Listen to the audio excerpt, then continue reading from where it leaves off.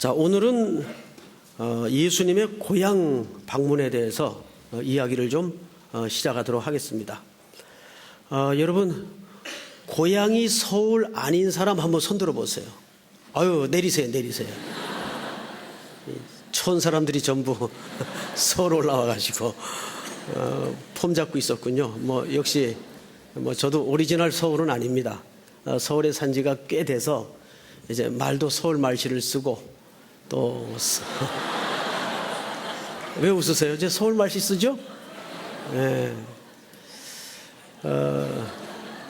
음악에는 여러 장르가 있어요. 발라드가 있고 트로트가 있고 또 재즈가 있고 또 클래식이 있고 가곡, 이런 장르가 여러 장르가 있죠. 그런데 모든 음악의 장르를 망라해서 음악을 총정리해 보면 결국 두 가지 주제예요. 제일 큰 주제가 뭘까요? 사랑입니다. 사랑이 제일 큰 주제입니다. 그리고 두 번째 주제가 뭔지 아세요? 고향 이야기입니다. 고향 이야기. 뭐라 그랬어요?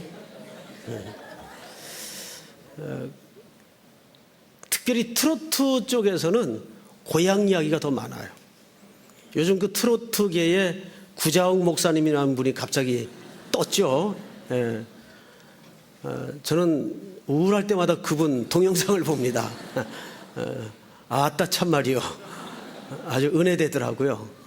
또 그걸 가지고 경박스럽다니 이렇게 시비를 거는 사람이 있는데, 그런 식으로 따지려면야 찬송가에도 빠질 게 너무 많아요. 찬송가에도 보면 저 독일 지방의 미녀들, 영국의 미녀들 가락에다가 그냥 가사만 얹어놓은 게 참 많습니다. 그런 거 다 빼야죠. 문제는 그게 장르가 트로트풍이냐 그게 중요한 게 아니고 전달하는 의미나 가치나 내용이 중요하겠죠. 우리 정서에 오히려 맞는 것 같아요. 그분 그 수기를 조금 읽어보니까 그렇게 할머니 할아버지들이 그 뽕짝풍 찬송을 부르면 마음을 연대요. 그래서 은혜를 많이 받는다 그러더라고요. 그분 언제 한번 모셨으면 참 좋겠는데 많이 바쁠 것 같아요. 여러분, 저는 어느 장르를 좋아할 것 같습니까? 스포츠? 스포츠 얘기하지 마세요.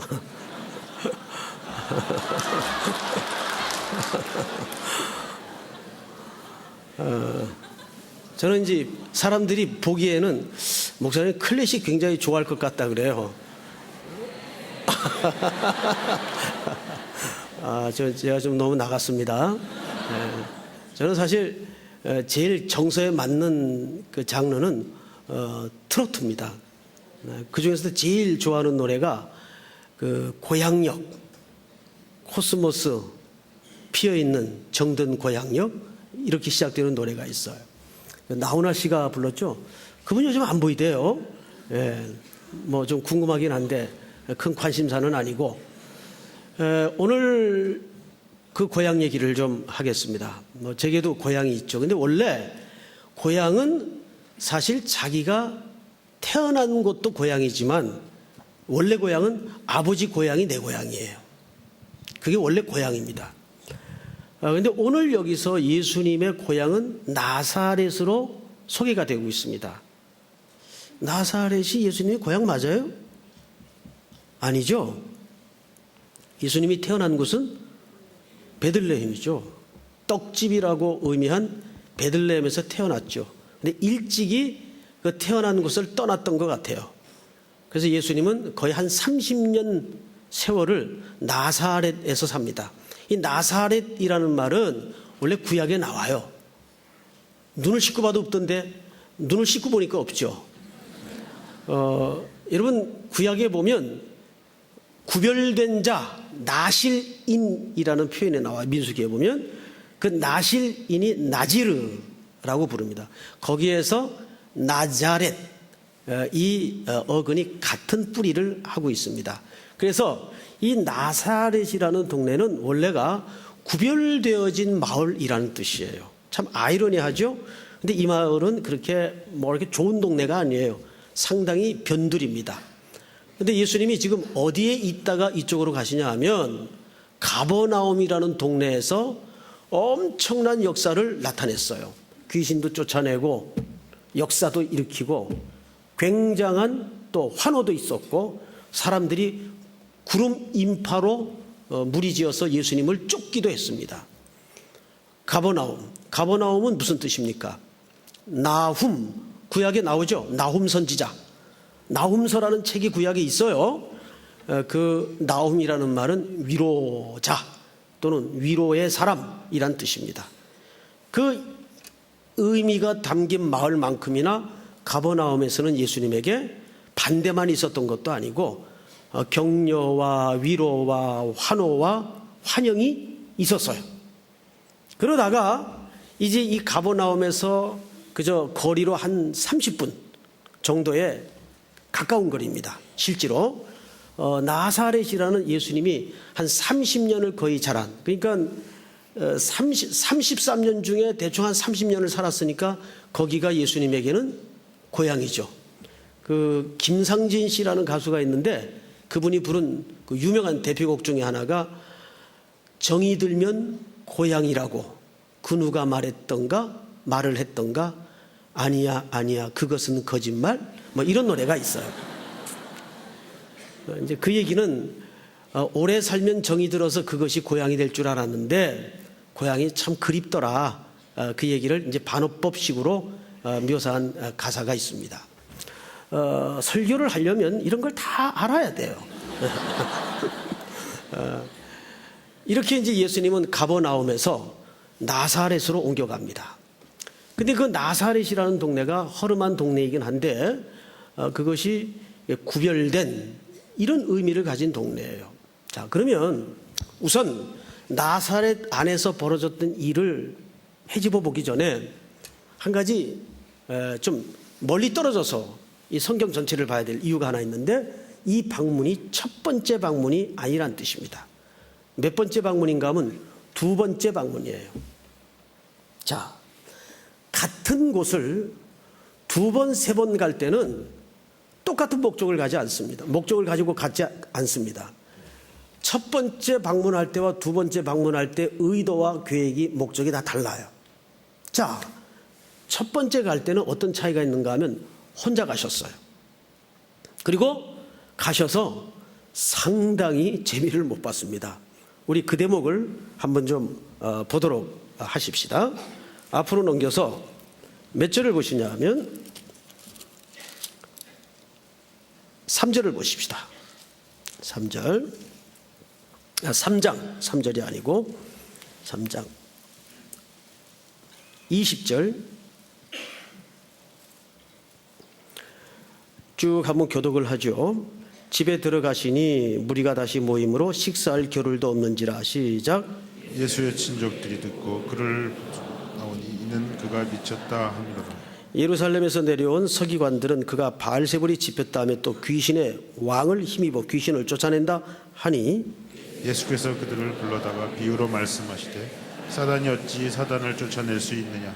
또 만일 나라가 스스로 분쟁하면 그 나라가 설 수 없고 만일 집이 스스로 분쟁하면 그 집이 설 수 없고. 시작. 만일 사단이 자기를 거슬러 일어나 분쟁하면 설 수 없고 망하느니라. 사람이 먼저 강한 자를 결박하지 않고는 그 강한 자의 집에 들어가 세간을 강탈하지 못하리니 결박한 후에야 그 집을 강탈하리라.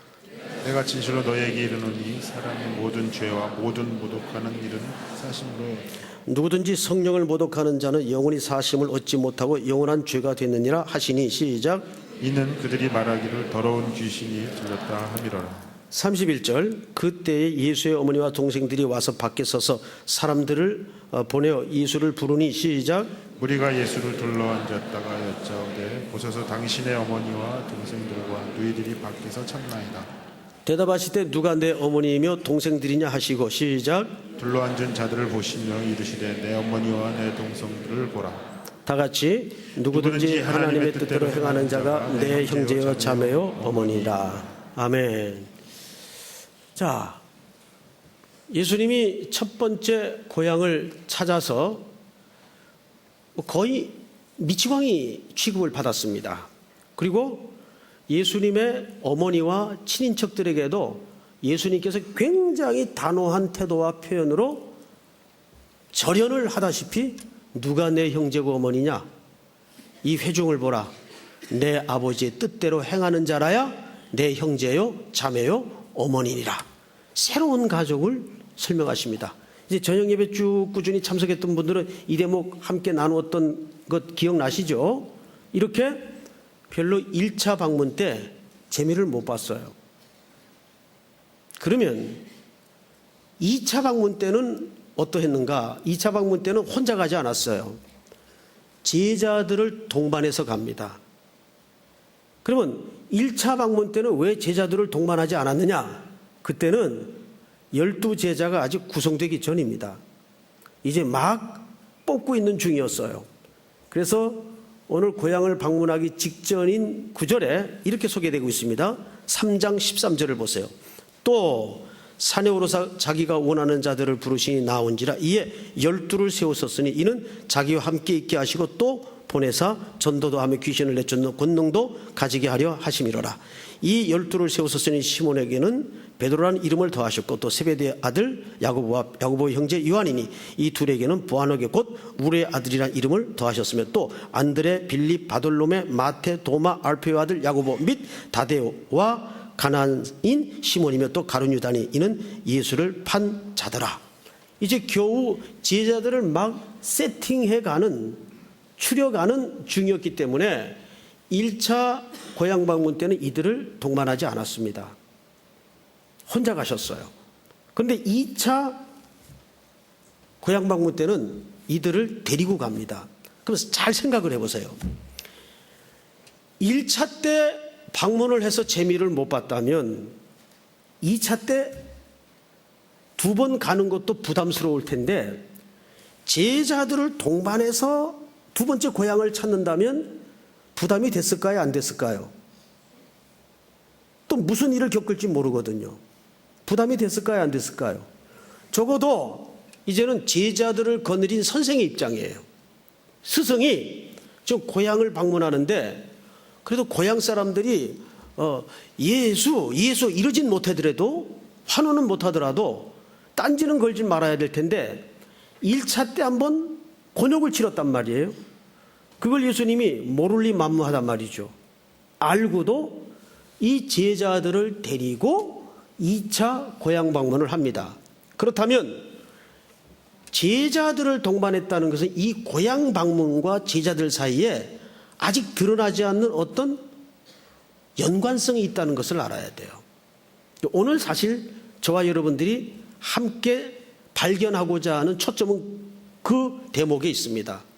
도대체 예수님의 고향 방문과 두 번째는 이 동반에 반대가 있을 걸 알면서도 데리고 고향을 찾는 예수님의 의도 사이에는 어떤 함수관계가 있을까?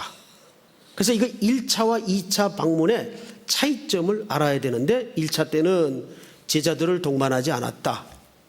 2차 때는 제자들을 동반했다. 그러면 그 사이에 고향 사람들이 마음이 바뀌어가지고 예수님을 환호할 준비를 하고 있었나?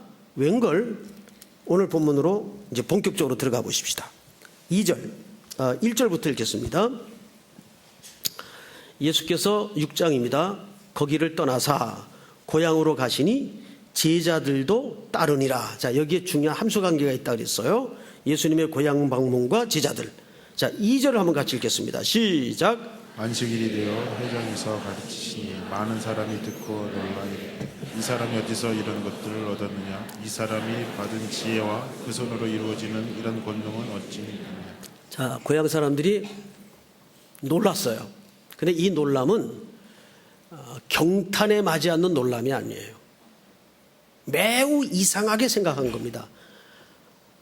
아니, 제가 누구네 집 아들 아니냐? 이런 거예요. 근데 저런 지식이, 저런 행동이, 저런 권능이 도대체 어디서 나온 거냐? 1차 때 고향 사람들이 뭐가 들렸다고 그랬죠? 귀신이 들렸다고 그랬어요. 비슷한 태도입니다. 자, 그 의도가 3절에서 정확히 드러납니다. 3절에서 이 사람이 마리아의 아들 목수가 아니냐. 자, 앞을 보세요. 누구의 아들? 여러분, 유대 사람들은 아버지가 일찍 돌아가셨어도 저희 아버님 조남이 준자 옥자를 쓰시는데 송준옥 씨 아들 아니냐 이렇게 말하도록 되어 있습니다. 아버지가 아무리 일찍 돌아가셨어도 저거 송중영 아들 아니냐, 송준옥 아들 아니냐 이렇게 말하도록 되어 있어요. 그래야 그게 결례가 아닙니다. 그런데 어머니를 앞에 붙일 때는 이것은 그 사회 속에서는 굉장히 비속어입니다. 요즘 같으면 무슨 뜻이에요? 호레비 아들. 호레비 아들이 아니죠. 뭐라 그러죠 그걸? 과부 아들. 그러니까 아버지 없는 자식 이런 뜻이에요. 그러니까 이 표현은 적어도 유대 사회 속에서는 해서는 안 되는 금기에 해당하는 표현이에요. 마리아의 아들이라는 뜻은 아버지가 아무리 어릴 때 돌아가셨어도 아버지 함자를 붙이거나 아버지를 연관시킨 수식어가 반드시 앞에 나와서 누구누구의 아들 아니냐 이렇게 말하도록 되어 있습니다. 그런데 여기에 마가가 그대로 정확하게 마리아의 아들 아니냐, 게다가 뭐가 밝혀져 있는가 하면 아들 뭐가 아니냐? 목수가 아니냐. 이 당시 목수는 그렇게 썩 좋은 직업이 아니었습니다. 아주 비천한 직업군 중에 하나였어요. 그러니까 이 표현은 종합해 보면 예수님을 올려드리는, 깜짝 놀래가지고 올려드리는 표현입니까? 폄하하는 표현입니까? 이건 굉장히 폄하하는 표현입니다. 아니 저거 옛날에 찌질이 아니냐 이런 뜻이에요. 아니 저 옛날에 찌질이가 어디 갔다 오더니 저렇게 갑자기 변했나? 저거 다 귀신 들린 거 아니야? 이런 식의 태도와 반응이 튀어나온 겁니다. 그러면서 보세요. 자, 3절. 야고보와 요셉과 유다와 시몬의 형제가 아니냐? 그 누이들이 우리와 함께 여기 있지 아니하냐고 예수를 뭐한지라? 배척한지라. 이 배척했다는 말은 예수를 걸려 넘어뜨리려 했다 그 말이에요. 자, 이제 여기에서 우리는 한 가지 중요한 사실을, 첫 번째 메시지를 잡아야 됩니다. 이 동네 사람들은 가족의 사항과 이름까지를 들먹거리면서 정확하게 예수에 대해서 알고 있었어요? 모르고 있었어요? 알고 있었어요. 예, 바로 여기에 문제가 있어요. 예수를 나름대로 정확하게 꿰뚫고 있다고 생각하는 이 사람들 속에서 배척과 불신앙이 벌어진 겁니다. 이건 굉장히 중요한 문제예요. 오늘날 교회 안에 이런 그룹이 의외로 많다는 사실을 소스라치게 놀라면서 깨달아야 돼요. 적어도 나는 어머니 뱃속에서부터 예배당 드나드는 사람이야. 나름대로는 예수 믿는 문제에 관한 나는 좀 할 말이 있는 사람이야. 히브리서 5장 기자의 기록처럼 때가 오래됨으로 선생의 자리에 가 있는 사람이에요. 이미 자칭 예수의 어머니도 알고 아버지가 일찍 돌아가신 것도 알고 그를 지금 사생자 비슷하게 취급하고 있어요. 아마 이 예수에 대한 어릴 적 히스토리를 어렴풋이 알고 있었던 듯 싶어요. 그리고 그 형제들, 그 누이들까지 정확하게 알고 있어요. 그런데 정작 알고 있다는 이 그룹 속에서 무슨 일이 벌어지죠? 무서운 불신앙이 벌어지고 있어요. 어떻습니까? 내 속에 그런 측면이, 저는 이 본문 읽다가 깜짝 놀랐어요. 그래도 매주 몇 편씩 성경을 연구하고 준비해서 우리 청년들 앞에 잘난 체하면서 말씀을 전하는데, 그래도 나는 말씀을 좀 안다고, 너희들보다 낫다고 이렇게 생각하는 영역은 없을까? 내가 어쩌면 순수한 우리 청년들보다도 어쩌면 예수님을 더 모를 수도 있겠다. 이런 식으로라면 그래요, 안 그래요? 그럴 수 있다 그 말이에요. 알고 있다는데 역설적으로 무지한 일들이 벌어져요. 이게 참 신비해요. 알고 있다는 속에서 불신앙이 일어나요. 예수를 넘어뜨리고 예수를 배척하는 일들이 도모돼요. 어쩌면 좋죠? 3일교회도 이제 우리 교회가 60년 세월쯤 오면서 나도 모르는 사이에 이런 교조적인 눈꺼풀이 비늘이 더 씌워지고 있지는 않는지 우리는 심각하게 우리 자신을 고발해 볼 필요가 있어요. 저 누구 아들 아니야? 마리아 아들 아니야? 제 목수였잖아. 정확하게 알아요. 그런데 정작 그분을 하나님의 아들로 예수 그리스도로 생명을 교제하고 그분에게 매일매일 관계가 맺어지고 그분을 호흡하고 그분을 느끼는 이 관계적 측면에서의 알면 전무한 겁니다. 그래서 배척을 해버려요. 무서운 현실이죠. 집안에도 부부가 투명인간처럼 지내는 부부들이 많아요. 그리고 남자들은 껄핏하면 과함을 지르죠. 야, 이 사람은 내가 돈을 안 벌어줘 무슨 도박을 해. 뭐가 부족하다고 나한테 맨날 불만이야?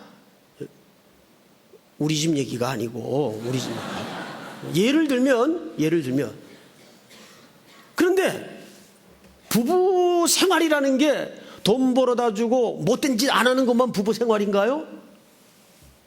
그건 아니잖아요. 어느 글을 읽다 보니까 그러더라고요. 그런 글이 써 있더라고요. 어느 날 부인이 갑자기 코에 바람 소리를 내가면서 여보 오늘 맛있는 피자 한번 먹고 싶다. 그러면 남자들은 네이버에다가 검색해가지고 맛있는 피자를 막 찾는데요. 여보 이 집이 맛있어. 여기 가서 피자 시켜 먹어. 그걸 뭐라 그러냐면 등신이라 그래요. 지금 여자는 그 소리가 아니잖아요. 에? 오늘 이렇게 봄날 좋은데 당신하고 팔짱 끼고 좀 거리도 걷고 싶고 맛있는 피자도 먹고 싶고 그 소리지. 이 집 맛있어. 여기 가서 시켜 먹어. 그 소리가 아니잖아요. 그러니까 이런 걸 뭐라 그러냐면 그냥 이 윈도우 부부라 그래요. 보여주기 위한 부부. 그런 부부 많아요. 의외로. 그러니까 어디 공식적인 자리에서는 네, 막 괜찮아요. 편견 이상은데요. 쇼를 하죠. 쇼를. 예? 그걸 이제 우리가 통칭해서 꼴값이라 그래요. 그 부부 아니죠. 부부라는 것은 차라리 격렬하게 싸우더라도 소가리를 하더라도 아내는 남편을 알고 남편은 아내를 알고 징징거리고 또 왜 그러냐고 도닥거려도 주고 그게 부부 아니에요. 그런데 이 마을 사람들은 예수님에 대한 정확한 정보를 알고 있었어요. 정확한 정보. 그리고는 아무 생명의 관계가 없는 거예요. 심각한 거죠. 그런데 뜻밖의 교회 안에 이런 일들이 비일비재하게 피투성이가 되어서 벌어지고 있다는 거죠. 정작 예수를 몰라요. 뭐 성경 공부 무지하게 해요. 성경 쫙 꿰고 앉았어요. 그런데 가슴으로 전인적으로 예수를 만난 적이 없어요. 어쩌면 좋아요. 우리 청년들 어떻게 해야 될까요? 주일학교 다닐 때부터 성경 쫙 외우고 뭐 족보 쫙 외우고 지명 쫙 외우고 그런데 인격적으로 예수님 만난 경험이 없다면 심각한 거죠. 그 신앙인의 불신앙. 자, 이것이 오늘 이 본문이 드러내고자 하는 첫 번째 명제입니다. 두 번째 성경을 좀 보십시다. 4절을 볼까요? 예수께서 그들에게 이르시되 선지자가 자기 고향과 자기 친척과 자기 집 외에서는 존경을 받지 못함이 없느니라 하시며. 이게 무슨 얘기입니까? 선지자가 자기 집 빼놓고 자기 고향 빼놓고는 다 존경과 환영을 받을 수 있다. 그러니까 이 얘기는 역설적으로 무슨 얘기냐면 가장 가까운 이들에게 배척당할 각오를 제자들에게 준비시키는 겁니다. 자, 여기 두 번째 메시지가 있어요. 왜 두 번째 방문도 이렇게 배척당할 걸 알면서도, 그러면 저 같으면 정말 창피해서라도 제자들 안 데리고 혼자 갔을 거예요. 뻔한데 뭐 또 분위기가. 왜 망신당하게, 에이, 뭐 우리 선생님 고향 뭐 우리 데리고 가더니 별 볼 일 없으시더구만. 난 좀 폼이나 잡는 줄 알으셨더니 뭐 그것도 아니더구만. 예수님 입장에서도 망신스러울 거 아니에요. 근데 그거 몰랐을까요? 알았어요. 그리고 예수님이 고향 가서 그렇게 배척당하는 모습을 제자들이 봤어요. 제자들 시각에서는 어땠을까요? 뭘 생각했을까요? 이게 중요해요. 그리고 예수님은 그것을 포기하신 겁니다. 잘 보세요. 몇 절을 보시냐면 7절을 보세요. 7절 6절 하반절부터 제가 좀 읽겠습니다. 이에 모든 촌에 두루 다니시며 가르치시더라. 12 제자를 부르사 둘씩 보내시며 더러운 귀신을 제어하는 권능을 주시고 명하시되 여행을 위하여 지팡이 외에는 양식이나 배낭이나 전대의 돈이 아무것도 가지지 말며. 이렇게 둘씩 짝을 보내서 짝을 지어서 드디어 온 세상으로 이 제자들을 보내고 파송하기 시작합니다. 이 파송이 있기 전에 예수님은 고향 땅에서 자신이 모멸당하고 배척당하는 모습을 시청각 자료로 제자들에게 정확히 보여주신 거예요. 뭘 말하고 싶었던 걸까요? 얘들아, 너희들 나 따라다니면 무슨 박수와 환호만 있는 줄 아느냐? 그리고 따뜻한 잠자리, 영화가 너희들 앞에 기다릴 줄 아느냐? 그거 아니다. 나 따라서 고향 한번 같이 가보자. 가장 가깝다는 그 혈육 고향 사람들마저도 예수님을 배척하더라고요. 이제 막 12팀이 묶어져 가지고 세상으로 보내어지기 전 예수님은 이 제자들에게 그 각오를 단단히 시청각 재료를 통해서 확인시키는 작업이었어요. 너희들이 앞으로 걷는 이 복음을 전하는 전도자의 삶에는 이런 핍박과 이런 멸시와 이런 조롱과 이런 고난이 따를 것인데 준비하고 떠나라, 그 말이에요. 아멘? 그걸 미리 보여주는 거예요.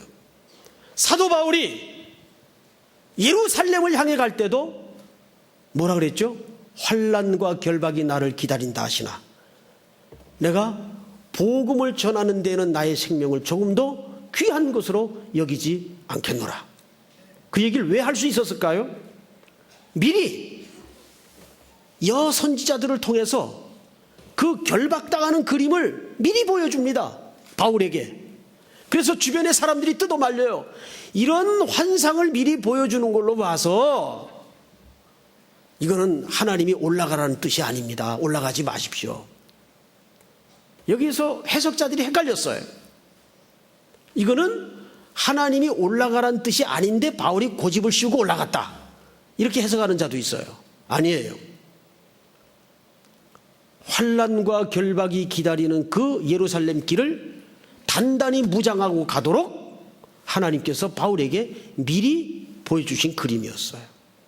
믿습니까? 똑같은 이치입니다. 예수님이 12 제자들에게 이들이 앞으로 이 땅에 하나님의 나라와 그 교회라는 기초를 놓아야 될 사람들이에요. 그런데 그 길이 꼭 박수갈채가 있고 환호가 있고 영광만 따르는 길이 아니다. 오해와 눈물과 서름과 고난과 배고픔과 주림이 너희 앞에 이렇게 배척과 멸시가 기다릴 것이다. 그 길을 각오하고 나를 따라야 된다. 이것을 고향 방문을 통해서 제자들에게 정확하게 보여주고 싶었던 겁니다. 사랑하는 성도 여러분, 오늘 우리는 이 저녁에 두 가지 제목을 붙드십시다. 첫째, 내가 예수님을 오랜 세월 관습적으로 지식적으로 안다고 했는데 그 안다는 것이 오히려 예수님을 향한 내 믿음이 가로막혀 있진 않는가. 이 무서운 영적인 내면의 현실을 한번 하나님의 말씀에 비추어서 찾아보십시다. 하나님, 내 속에 그런 측면은 없습니까? 그리고 이 제자들에게 그 모습을 보여주는 거예요. 나를 가장 잘한다는 저 고향 사람들마저도 나를 배척하고 멸시하지 않느냐. 너희들이 앞으로 복음을 붙들고 나가는 길이 이와 같은 것일 것이다.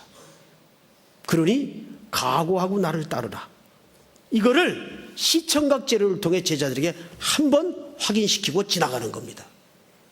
그래서 보시면 12 제자를 막 택했을 때는 이들을 안 데려갔어요. 그런데 이제는 예수님이 이들을 동반하여 고향을 방문한 후 바로 즉시 이들을 파송하지 않습니까? 그게 7절부터의 내용이에요. 12절을 볼까요? 다 같이 읽겠습니다. 시작. 많은 귀신을 쫓아내며 많은 병자에게 기름을 발라 고치더라. 자, 우리 마태복음 13장을 한번 열어보십시다. 여기만 보고 한번 마치도록 하겠습니다. 마태복음 13장 52절 53절부터 읽겠습니다. 53절부터. 예수께서 이 모든 비유를 마치신 후에 그곳을 떠나서 시작. 고향으로 돌아가서 그들의 회당에서 가르치시니 그들이 놀라 이르되 이 사람의 이 지혜와 이런 능력이 어디서 났느냐. 이는 그 목수의 아들이 아니냐. 그 어머니는 마리아, 형제들은 야고보, 요셉, 시몬, 유다라 하지 않았느냐. 시작. 그 너희들은 다 우리와 함께 있지 아니하냐. 그런즉 이 사람의 이 모든 것이 어디서 났느냐 하고 예수를 배척한지라. 예수께서 그들에게 말씀하시되 선지자가 자기 고향과 자기 집 외에서는 존경을 받지 않음이 없느니라 하시고, 다 같이 시작. 그들이 믿지 않음으로 말미암아 거기서 많은 능력을 행하지 아니하시니라. 아멘. 결국 예수님은 고향에서 기적을 많이 행하지 않습니다. 부분적으로 기적을 드러내시고 이제 고향을 떠나버리시죠. 익숙한 것들로부터의 결별을 선언하시는 겁니다. 우리가 소위 익숙하다는 것 때문에 그것이 자기 전 세계를 형성해서는 안 돼요. 신앙생활은, 교회라는 것은 하나님만큼이나 넓고 커요. 목회를 30년 넘게 했어요. 그리고 목회학을 가르쳐요. 그래서 저는 목회를 제가 조금 알고 있는 줄 알았어요. 그런데 그 목회학의 내용이 매년 업그레이드 돼요. 무슨 말인지 아시겠어요? 그 말은 목회라는 게 교회라는 생리를 하면 할수록 알아가는 게 아니라 모르는 게 자꾸 기어나와요. 아, 또 이런 면이 있구나. 하나님께서 한 해 한 해 새로운 걸 자꾸 보여주시는 거예요. 그래서 올해 깨달은 큰 은혜가 뭐냐 하면, 정말 목회라는 것은, 양떼를 섬긴다는 것은 매 순간순간마다 하나님의 새로운 은혜가 없이는 한 걸음도 갈 수가 없는 게 목회 현장이구나. 그건 일상도 마찬가지예요. 그래서 주의 인자하심은 아침마다 뭐 하시니? 새로우니.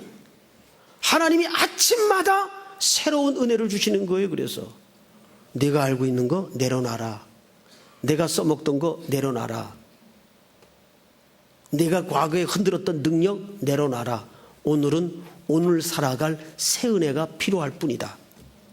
아멘. 다 일어나십시다. 우리 찬양 하나 합시다. 주님 다시 오실 때까지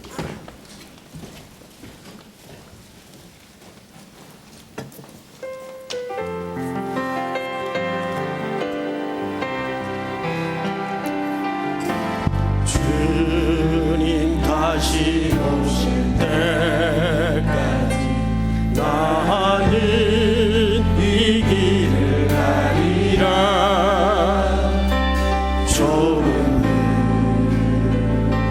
좁은 길 나의 십자가 지고 나의 가는 길 끝에서 나는 주님을 보리라. 영광의 내 주님, 영광의 내 주님,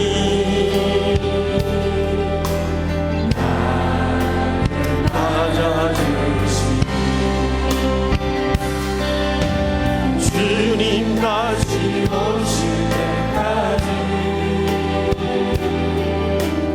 나는 일어나 달려가리라. 주의 영광 온 땅 덮을 때 나는 일어나 노래하리.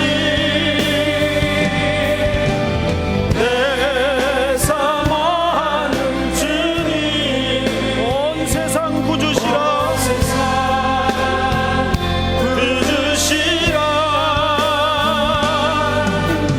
내 사모하는 주님, 영광의 왕이 주님 다시 오실 때까지, 주님 다시 오실 때까지 나는 일어나 달려가리라. 나는 일어나 달려가리라. 주의 영광 온 땅 덮을 때 나는 일어나 노래하리. 나는 일어나 노래하리. 내 사모하는 주님, 온 세상 구주시라. 내 사모하는 주님, 영광의 왕이시라. 내 사모하는 주님, 내 사모하는 주님, 온 세상 구주시라. 내 사모하는 주님, 영광의 왕이시라.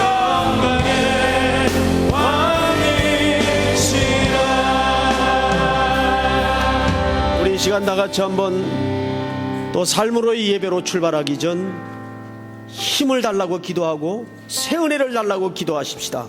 오늘 주신 말씀 두 가지 제목을 붙드십시다.